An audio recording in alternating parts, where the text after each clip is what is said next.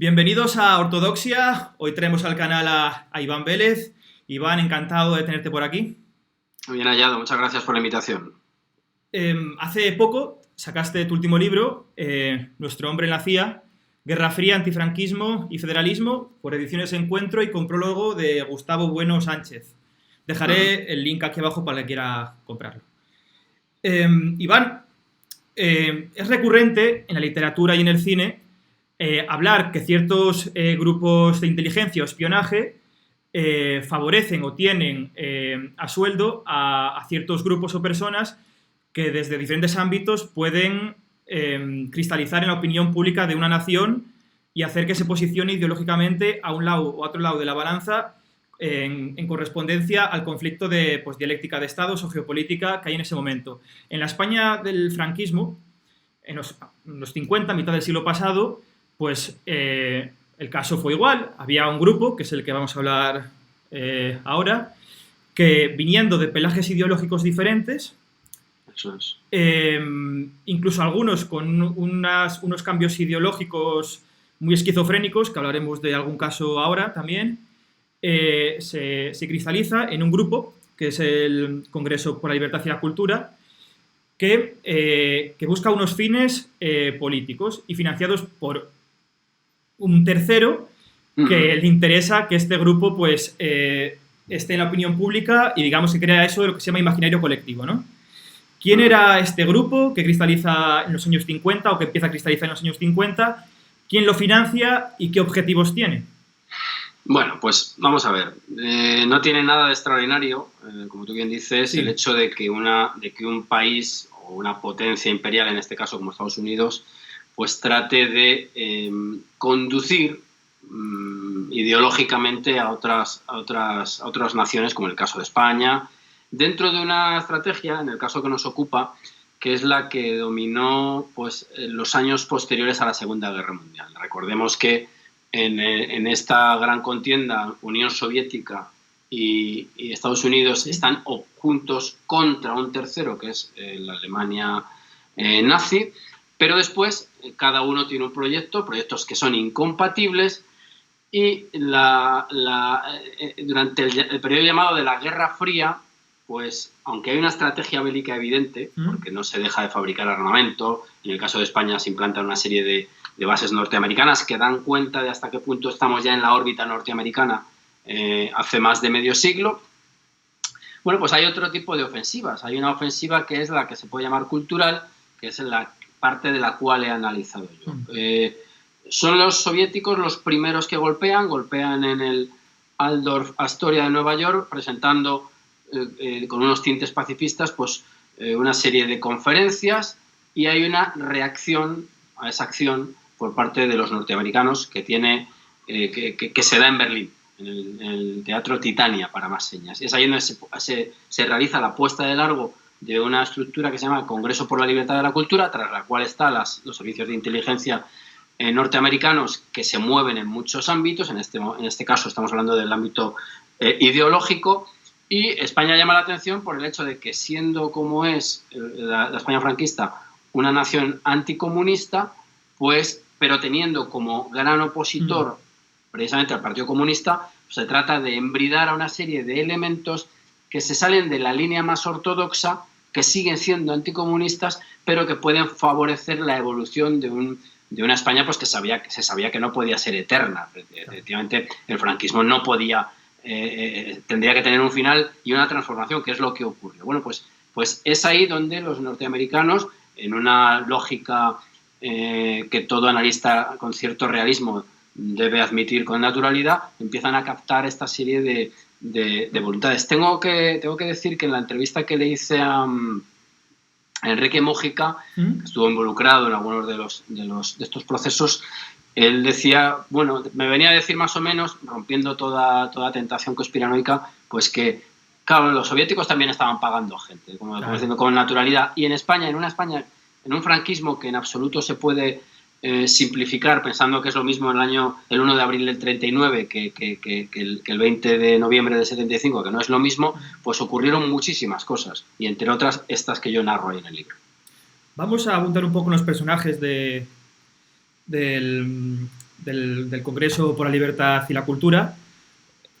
Digamos, el secretario de este grupo es Pablo Martí Zaró. ¿Quién es Pablo Martí Zaró? Sí. Pablo Martí Zaró es un madrileño, nacido en el año 19, Pablo Martí Zaró. Claro. Bueno, un chico que se crió en ese Madrid de los años 20, que tuvo mucha movilidad por cuestiones familiares, que estuvo en la órbita siempre, cuando digo siempre, hasta toda su vida de los jesuitas. Es decir, él de su juventud fue autor dramático, él ganó el premio Calderón de la Barca. Bueno, está en la hemeroteca. Si uno busca a Pablo Martí Zaró, le salen noticias biográficas, entre ellas las que reconstruyen un poco su vida literaria. Él estaba en los círculos ateneístas, en los círculos del Café Gijón, fue perito agrícola, es decir, era un hombre que tenía una vida más o menos estabilizada en lo profesional y en lo artístico, y que llama la atención por esto último, pues por moverse en unos ambientes que tienen que ver con Dionisio Ridruejo, con esa corriente que es un antifranquismo de aquella manera, como diciendo, habría que darle un viraje, no estamos de acuerdo, y al ser una personalidad destacada, que además tiene un gran conocimiento del idioma francés, pues es captado en esos contextos en los cuales se buscaba aglutinar al grupo, y es una figura que tiene mucha relevancia. Bueno, es una figura absolutamente protagonista de mi libro, porque a través de su archivo, es un hombre con una minuciosidad tremenda, he podido reconstruirlo todo. Estaba en continuo contacto con la sede parisina del Congreso por la Libertad y la Cultura, y es quien se relaciona con Pierre Emmanuel, que es la persona designada, un poeta francés designado para aglutinar a esta gente que viene del mundo literario y universitario fundamentalmente, y durante toda su vida pues se dedicó a este tipo de actividades, pues ya digo, ejerciendo labores no solo burocráticas, sino también de análisis ideológico, y bueno, moviéndose en unos ambientes muy interesantes, Pablo Martí Zaró. Es curioso, pues... ahora tendría 100 años, por cierto, Pablo Martí Zaró. Es curioso cómo pues gente de diferentes tipos de ideología acaban en un mismo sitio. Incluso hay un personaje que me parece relevante, aunque es verdad que está en el exilio, que es Julián Gorki. Sí. Que es trotskista del POUM. Claro, efectivamente. Esta gente, a ver, hay que contextualizar. Estamos en una realidad condicionada por el estalinismo, condicionada hasta cierto punto, porque luego ya después la propia Unión Soviética se encarga de borrar o trata de borrar esas huellas. Bueno, en ese ambiente de la Guerra Fría que estamos hablando, quedaban todavía muchos personajes que habían pertenecido, sobre todo en España, al trotskismo. Uno de ellos es Julián Gorki, que una vez que sale de ese ámbito se convierte en un propagandista, en un activista profesional. Y entonces es la persona designada para poner en marcha muchas de las cosas que pasan en España, pero también en Hispanoamérica, porque es que el Congreso por la Libertad de la Cultura se implanta no solo en Madrid y en Barcelona, sino también en Buenos Aires, en México, y vemos a Julián Gorki moviéndose constantemente por todos estos escenarios y teniendo mucho vínculo pues con Pablo Martí Zaró para impulsar este colectivo, el Comité Español en concreto. Ese es Julián Gorki. Gorki es un apodo, evidentemente. Julián García. Sí, bueno, Gorki como el escritor ruso, el de la madre de Gorki. Sí, va por ahí los tiros. Sí. Otro personaje que sale, creo que es interesante, que es Ignacio Iglesias. Pues también otra persona de una procedencia muy parecida, pero tengo que decir que es un personaje que no tiene tanta fortuna como Gorki, porque Ignacio Iglesias tuvo una vida muy dura, pasó por varios campos de concentración, y claro que estuvo en los inicios también de la puesta en marcha de este movimiento, vinculado también a la revista Cuadernos del Congreso por la Libertad de la Cultura, donde se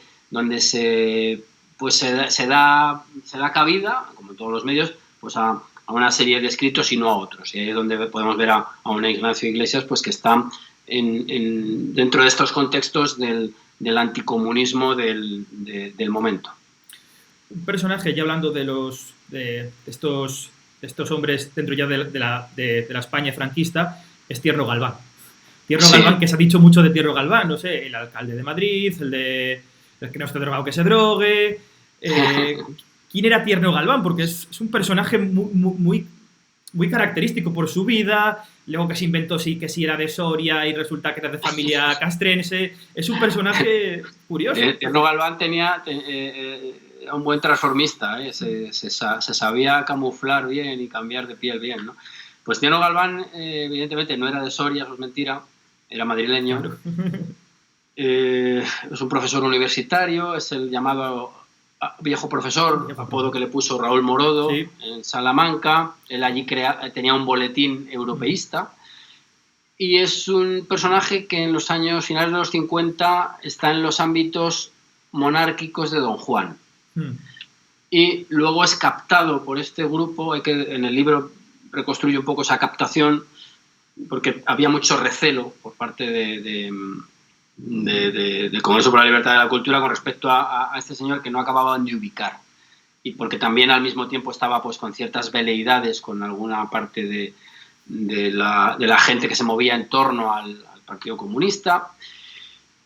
Finalmente se integra en la estructura, forma parte del comité durante todo el tiempo y al final de su vida forma un partido, el Partido Socialista Popular, que entra en una quiebra de la que le salva el Partido Socialista Obrero Español y acaba obteniendo su cargo como alcalde de Madrid. Esa es un poco 4 pinceladas sobre la vida de Tierno Galván, pues que es muy cambiante, vamos a llamar.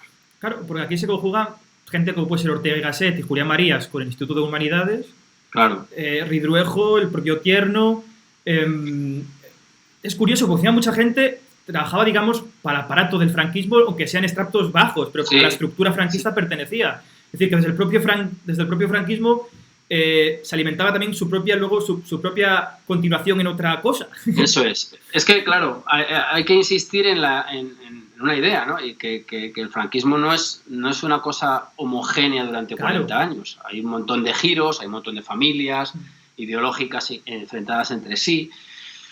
El origen de este grupo pues son gente que está descontenta, pero que no por ello se van a hacer soviéticos, por ejemplo, ¿no? Entonces, ¿qué ocurre? Pues que hay como tú bien dices, una corriente orteguiana representada por Julián Marías, que está desde el principio, que ya tenía además proyectos como el Instituto de Humanidades que se miraban también en algunas instituciones alemanas, la germanofilia hasta que tuvieron y que, sí, en parte esa germanofilia es casi otra forma de llamarle Europa, porque ellos cuando hablaban de Europa pues hablaban básicamente de Alemania y probablemente de Francia, ¿no? Ya digo, ahí confluyen muchas corrientes, incluso algunas corrientes de carácter carlista. Estoy pensando en Evaristo Olcina. ¿Por qué? Pues porque ellos querían sobre todo manejaban la idea de una España federal. Digamos que el Congreso por la Libertad de la Cultura buscaba una federación de naciones europeas, una especie de Estados Unidos europeos frente a la Unión Soviética, y este colectivo lo ve a escala interna y dice, pues nosotros los estados que se van a unir serán los estados aprisionados por España, ¿verdad? Pues Cataluña, Vascongadas, tal. Y ahí entran muchos elementos que por diversos cauces tienen una convergencia de intereses con el antifranquismo que llamamos, con el anticomunismo del momento. Y bueno, pues son proyectos compatibles que luego ya también es verdad que divergen al final en los 70. Pues algunos serán secesionistas catalanes, otros serán socialdemócratas, en fin, más o menos por esas coordenadas se mueven todos. El dinero que dio la CIA y la Fundación Ford, la Fundación Rockefeller, ¿a qué iba destinado? Lo digo porque al final del libro tienes la contabilidad del grupo, en qué se gastaban los dineros, están pesetas. ¿En qué se gastaba? ¿En publicaciones, en congresos, en viajes? Claro, pues ya lo has dicho. Es decir, aquí lo que hay es una financiación, porque es lógico que tenga que haberla para... Ellos empiezan creando una red de revistas, llevando acuerdos con algunas otras para distribuir, para publicar, y luego lo que hacen es, con dinero procedente que llega a España a través del Banco Urquijo, ahí están, la contabilidad no es entera, pero es la suficiente como para entender cómo funcionaba. Es la que llega hasta la crisis del 67, cuando se destapa un poco la realidad que todos sospechaban y que algunos conocían. El dinero llega a través de la Fundación Ford, tras la cual opera una pantalla de la CIA. Eso es una cosa muy manida y muy sabida. De hecho, a Pablo Martizaro le apodaban Pablo Marticía, con un poco de sorna, ¿no? ¿Y a qué se destinaban? Pues ya digo, al impulso de publicaciones en forma de revistas y también a bolsas de viajes y de libros. Es decir, una serie de becas con las cuales pues un autor, evidentemente un autor cercano y compatible, lógicamente, con los objetivos de este grupo, podía publicar, y luego bolsas de viaje pues para ir al extranjero, porque ahí era forma de estar conectado a otros núcleos ideológicos. Ejemplo de ellos, pues por ejemplo, es un socialdemócrata como Ignacio Sotelo, por poner un ejemplo. Y muchos, pues también, muchos probablemente, algunos no sabrían realmente lo que había detrás, algunos solicitantes, pero yo creo que evidentemente los que están dentro del comité pues son todos conocedores de por dónde viene el dinero. Cela, por ejemplo, que estuvo al principio, lo dijo. Y luego, pues aparte de esto, también lo que se hacen son una serie de encuentros, singularmente unos llamados Cataluña-Castilla, que sirven pues para discutir lo que esta gente buscaba, ¿no? Que es esa España autonómica, un poco balcanizante. La monarquía, el papel de la monarquía. Es decir, don Juan, desde su retiro en Estoril, ya con Juan Carlos aquí en España, y ya puesto ya cuando se le nombra ya sucesor, ¿qué relación tiene con este grupo y ya con la transición y con la España que tenemos, al fin y al cabo? Claro, este grupo tenía, por ejemplo, un vínculo que ya hemos dicho es el de Tierno. Claro. Y este grupo tenía contactos con don Juan. Lo que pasa es que don Juan no acaba nunca de ser la alternativa, y el tiempo corre siempre en su contra, porque enseguida don Juan Carlos pues está siendo educado aquí y es evidente que es la figura señalada. Este grupo tenía conexiones con don Juan, y también tuvo conexiones, sobre todo en los años finales de los 60, principios de los 70, con otro grupo paralelo del Congreso por la Libertad de Cultura en Portugal.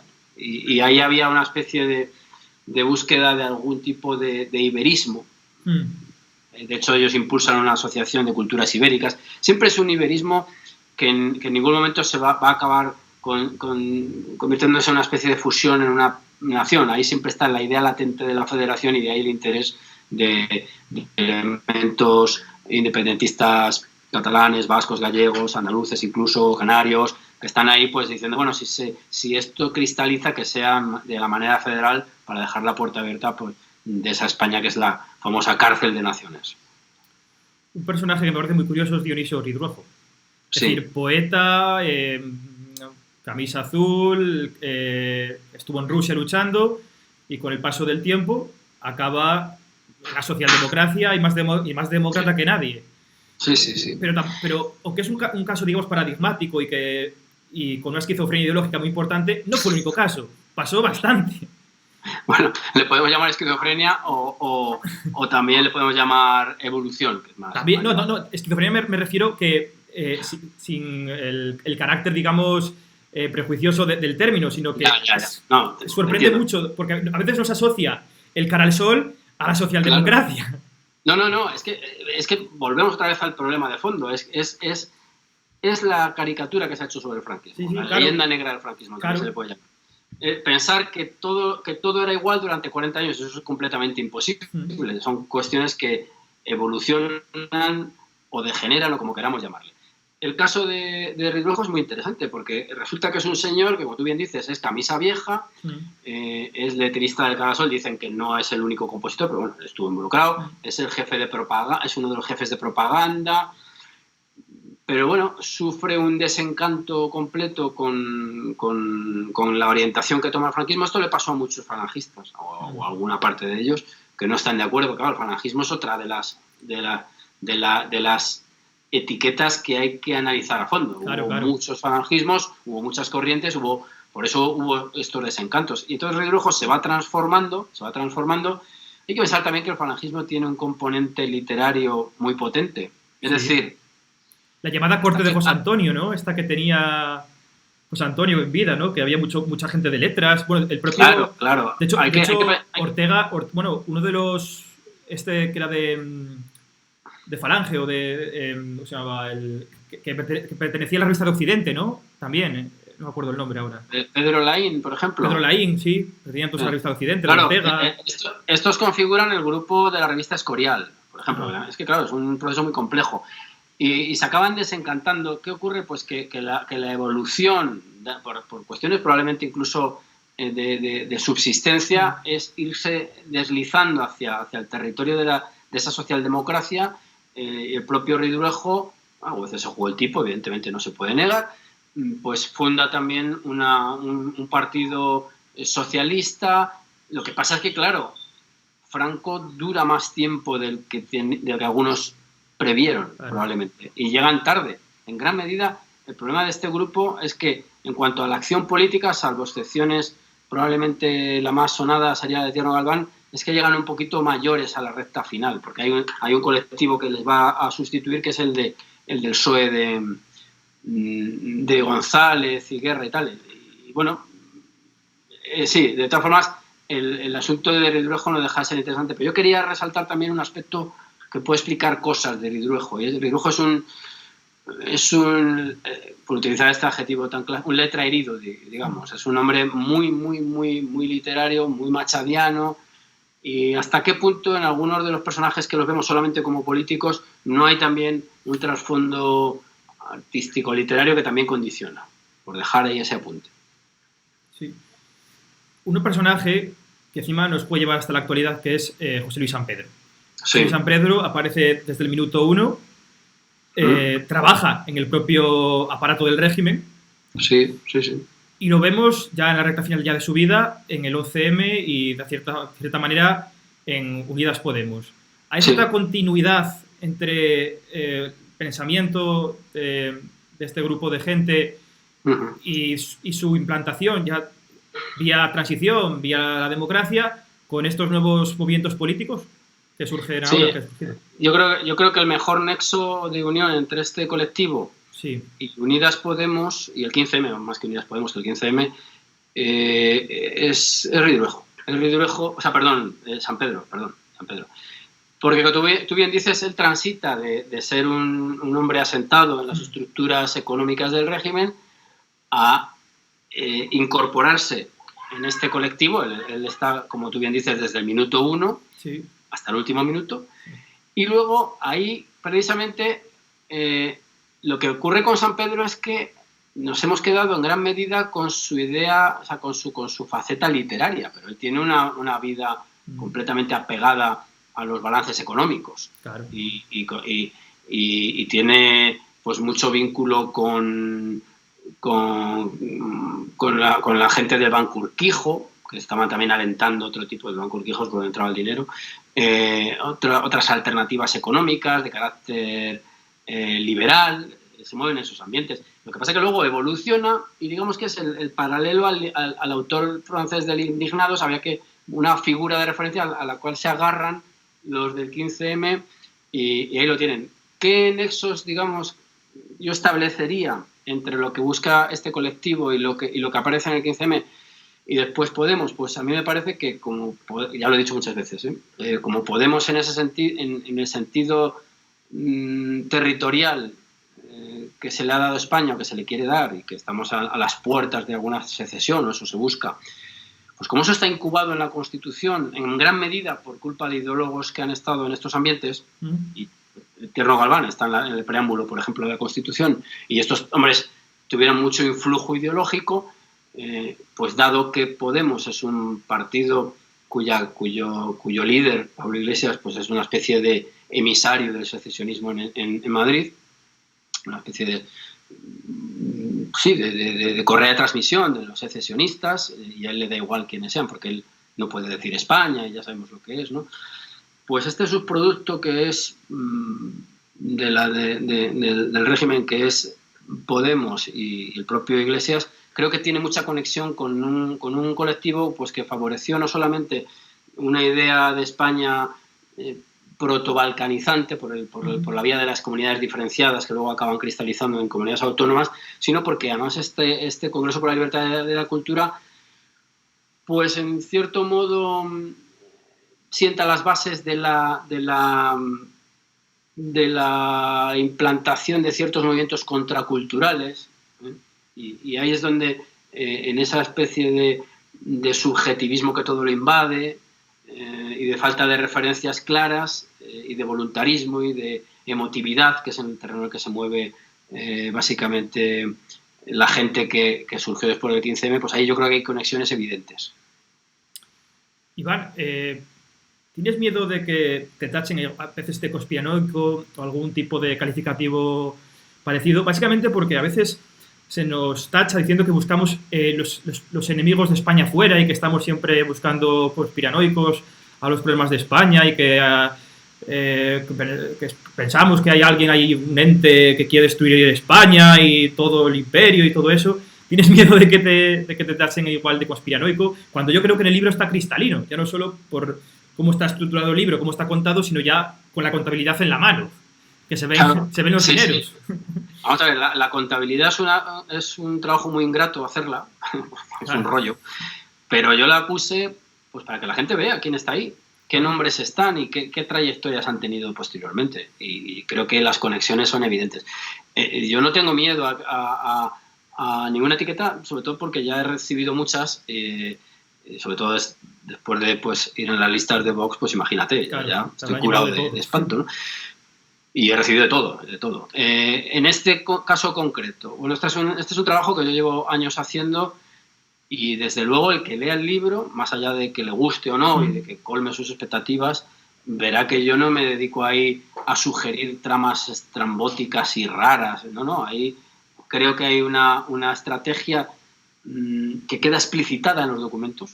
En el libro hay mucha documentación, he tratado por de que sea un libro que pueda incluso ser de consulta. Este es un libro que abre, me parece a mí, que abre vías de investigación posteriores, y ahí está, para el que las quiera emplear.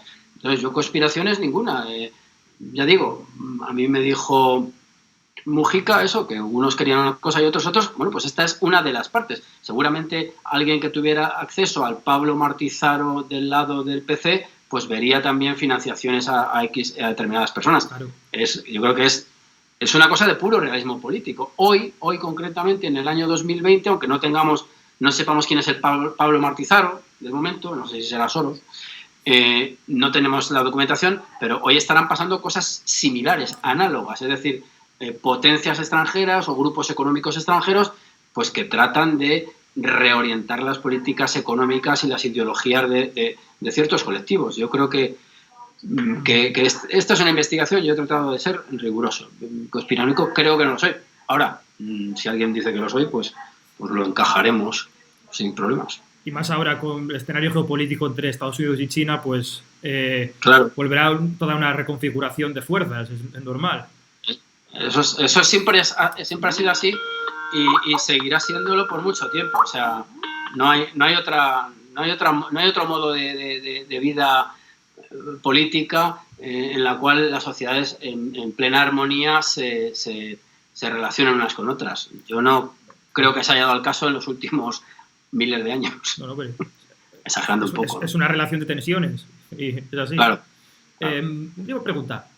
¿Algún libro que si se puede decir que esté pues a punto de ser parido o estés en proceso de ello? ¿Algún libro nuevo? Estamos trabajando en ello, como diría un expresidente. Estoy trabajando en una cosa relacionada con Torquemada. Vamos a ver si la acabamos y eso ya dentro de unos meses veremos lo que sale. Sobre la Inquisición, entonces, se puede decir.